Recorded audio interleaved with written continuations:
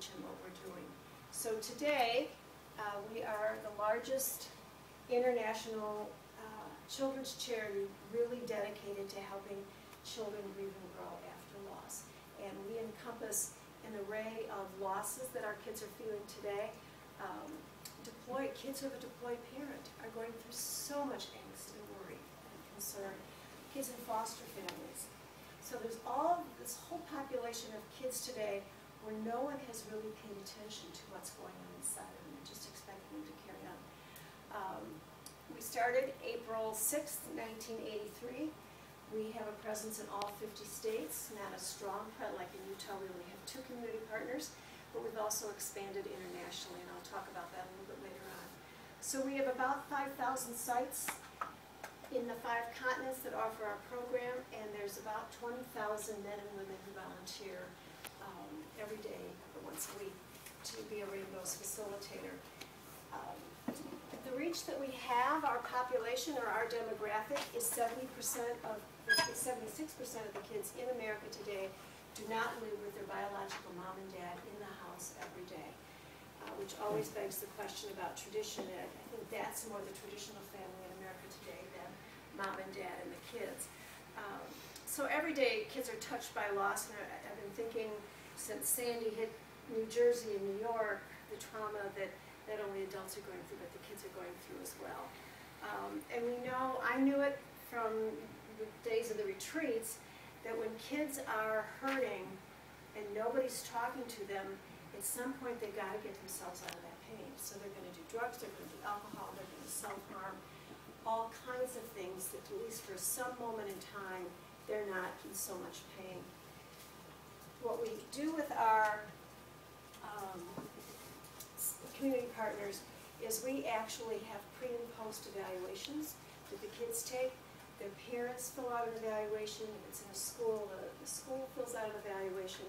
And ultimately we know the evidence-based impact of the programs for the children. And we know that it has strengthened problem-solving skills, anger management, appropriate behavior, and every one of our sessions is woven with self-esteem threads, because that is what seemingly is the most damage when kids go through a loss. An extra benefit that we had not planned on is that their grades are getting better, their attendance is better, they're more focused in the classroom, which I totally understand, because if you can get that grief out of the way and that pain out of the way, then you can be more focused on life. So how did we do it?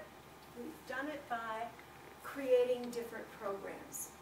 My thought was to develop programs, so if I was going to go to a school or a faith community or a social service agency and ask them to implement these programs, I had to get rid of as many barriers as possible.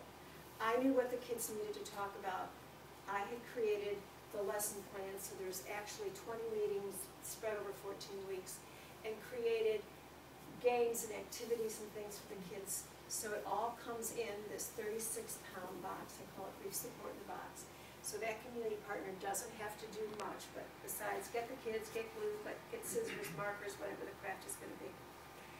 And over time now, we have created 8 different programs. So we have Sunbeams for the preschoolers, we have Rainbows for the elementary age, we have Spectrum for high school, we have Kaleidoscope for college and adults. We have a program called the Alumni Program for kids who've been in a couple of years. They don't need the week-to-week support, but they still want the camaraderie and a place to talk about what's going on. We have a program called PRISM for the parents to work through their grief, but also to teach them skills to help their kids grieve well. And then we have our Silver Linings curriculum, and that is a program which is for community crisis. So the beloved soccer coach has been killed by a drunk driver, and you have a soccer team and maybe students, because this program can be done in a classroom versus our traditional programs are small groups of 3 to 5 kids and an adult facilitator. We also expanded that program after the Gulf Coast hurricanes and really developed a natural disaster curriculum, which is the emotional recovery, which again, it baffles me that nobody ever thought about the emotional recovery after a disaster. And that program has been